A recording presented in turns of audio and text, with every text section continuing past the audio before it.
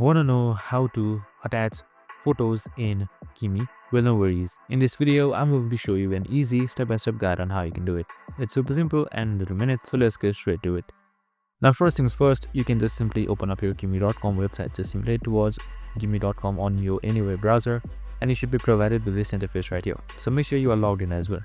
We have also created a video on how to log in, so make sure to watch it. So once you've done all of that, you should be provided with this interface, and you can select any website, new chat or anything. Now in order to attach photos, here you should be seeing this plus icon below, which is add files and more tools. Just simply select that, and here you should be seeing add files and photos by default, so you can just simply select it. Now you can head towards any photo that you can add. You can just double click it to add it. So you can also select custom files to add files, and once selected, here you should be seeing your photo is being loaded right here. You can just simply type in a prompt, select go, and you should be good to go. I hope this video helped. If it did, make sure to like, subscribe, and tune in with us for more of these videos. See you in the next one.